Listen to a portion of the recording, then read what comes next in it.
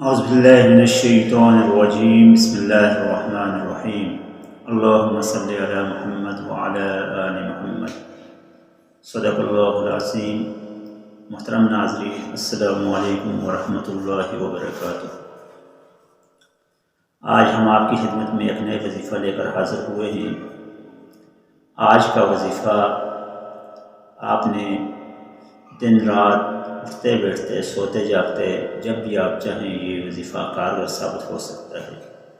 بہرحال آپ کو وظیفے کا خاص ٹائم اور مقررہ وقت اور تعداد اس ویڈیو کے آخر میں بتائی جائے گی۔ آپ سے درخواست ہے کہ ہمارے ویڈیو کو مکمل دیکھیے گا، اور اگر آپ نے ہمارا چینل سبسکرائب، لائک اور شیئر نہیں کیا تو برائے مہربانی سبسکرائب کر کے کلک کا بٹن لائک کیجیے گا۔ محترم ناظرین، اگر آپ کے ہاں رزق کی بندش ہے اور جادو کے اثرات ہیں آپ پر، یا شیطان کی نظر ہے، بری نظر ہے، شیطانی لوگوں کی برے اثرات ہیں، تو یہ وظیفہ آپ کو ان تمام مسائل سے نجات دے سکتا ہے۔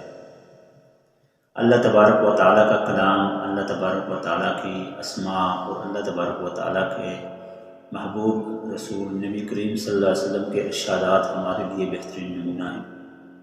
آج کی ویڈیو میں اسی حوالے سے ہے کہ ایک ٹکڑا ہے آیت کا، وہ آپ کو بتایا جائے گا۔ اس آیت کے ٹکڑے کی مدد سے آپ اپنے لیے بہت سی رحمتیں اور برکتیں سمیٹ سکتے ہیں۔ اس وظیفے کا طریقہ کار یہ ہے کہ آپ نے اس وظیفے کو اپنے گھر کے اندر کرنا ہے۔ گھر میں کوئی خاص جگہ متعین کر دیں، گھر کے کسی کونے میں سائڈ پر، اور وہاں پر مصلی ڈال کر آپ نے یہ وظیفہ کرنا ہے۔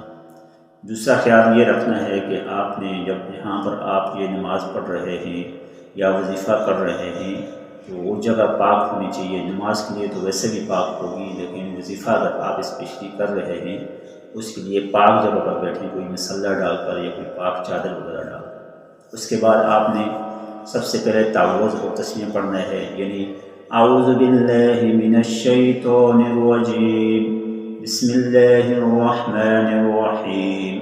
اس طرح تعوذ اور تسمیہ آپ نے پڑھنا ہے۔ تعوذ اور تسمیہ پڑھنے کے بعد آپ نے درود شریف پڑھنی ہے 3 مرتبہ۔ درود ابراہیمی کے بہت زیادہ فضائل آئے ہیں، کوئی بھی درود آپ پڑھیں تو وہ قابل قبول ہے، لیکن درود ابراہیمی کوشش کریں پڑھیں جو ہم ڈیلی نماز میں پڑھتے ہیں۔ اللہم صلی علی محمد وعلی آل محمد كما صليت على إبراهيم وعلى آل إبراهيم إنك حميد مجيد اللهم بارك على محمد وعلى آل محمد كما باركت على إبراهيم وعلى آل إبراهيم إنك حميد مجيد، یعنی تعوذ تسمیہ، اس کے بعد 3 بار درود ابراہیمی۔ اس کے بعد آپ نے سورۃ الکوثر پڑھنی ہے 3 بار۔ بسم اللہ الرحمن الرحیم انا اعطیناک الکوثر فصل لربک وانحر ان شانئک هو الابتر صدق اللہ العظیم۔ 3 بار سورۃ الکوثر پڑھنے کے بعد آپ نے 180 مرتبہ یہ آیت کریمہ پڑھنی ہے، حسبنا اللہ ونعم الوکیل، حسبنا اللہ ونعم الوکیل ونعم المولا ونعم النصیر۔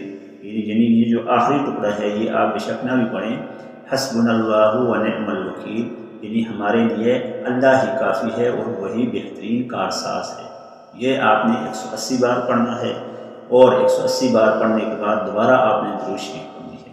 سب سے پہلے تعوذ تسمیہ، پھر درود شریف، پھر سورۃ الکوثر اور پھر یہ آیت کریمہ، اور اس کے بعد آخر میں دوبارہ درود شریف۔ اس کا طریقہ کار آپ کو ڈسکرپشن میں مل جائے گا۔